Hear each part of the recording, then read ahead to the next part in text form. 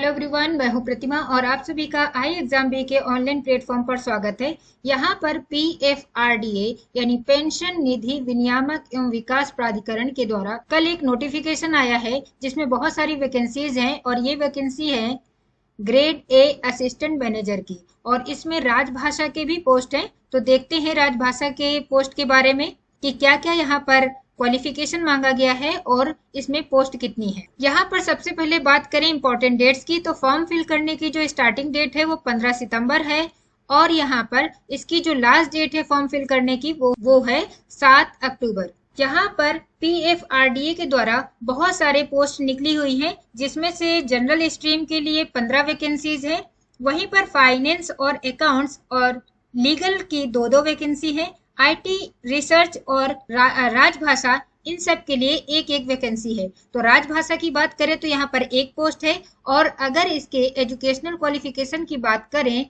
तो यहाँ पर PG होना जरूरी है, यानी मास्टर डिग्री होना जरूरी है, आपको पोस्ट ग्रेजुएट होना जरूरी है।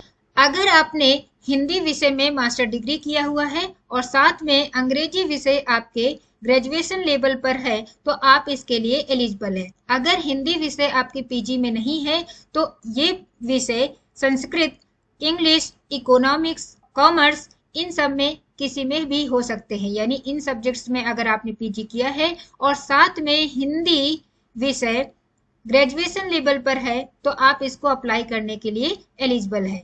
अगर इसकी एज की बात किया जाए तो यहाँ पर जो इसकी एज है वो 30 ईयर्स है। ये जो एग्जाम होता है इसमें 3 फेजेज होते हैं। यहाँ पर फर्स्ट फेज में 2 पेपर होते हैं। फर्स्ट पेपर जो होता है उसमें क्वेश्चन जो होते हैं वो इंग्लिश लैंग्वेज से होते हैं, क्वांट से होते हैं, रीजनिंग से होते हैं और जनरल अवेयरनेस से होते हैं। जबकि पेपर जो दूसरा होता है उसमें जनरल स्ट्रीम से क्वेश्चन पूछे जाते हैं, यानी जिसके लिए आपने अप्लाई किया है उससे रिलेटेड क्वेश्चंस होते हैं। अगर हम राजभाषा की बात करें तो इसमें राजभाषा से संबंधित 50 प्रश्न पूछे जाएंगे जो कि 100 अंकों के होंगे और उसके लिए 40 मिनट का समय दिया जाएगा, जबकि यहाँ पर फर्स्ट पेपर के लिए 1 घंटे का टाइम है। फेज 2 की बात करें तो फेज 2 में भी यहाँ पर 2 पेपर होते हैं। पहला पेपर जो होता है वो इंग्लिश का होता है, लेकिन ये डिस्क्रिप्टिव टाइप का होता है और इसमें प्रश्न 3 पूछे जाएंगे जो कि तीनों क्वेश्चन कुल मिलाकर 100 अंकों का होगा और समय जो होगा वो 1 घंटे का होता है। पेपर 2 जनरल स्ट्रीम से होगा, यानी जिसके लिए अप्लाई किया उसी के लिए होंगे और इसके क्वेश्चंस जो होंगे वो 50 होंगे और 100 अंकों के होंगे, लेकिन ये ऑब्जेक्टिव होगा और पहला पेपर जो होगा इसमें फेज 2 में वो डिस्क्रिप्टिव होगा। इंग्लिश को छोड़ दिया जाए तो जितने भी सब्जेक्ट है यहाँ पर वो बाइलिंगुअल होंगे, यानी हिंदी या इंग्लिश में किसी में भी आप अटेंड कर सकते हैं।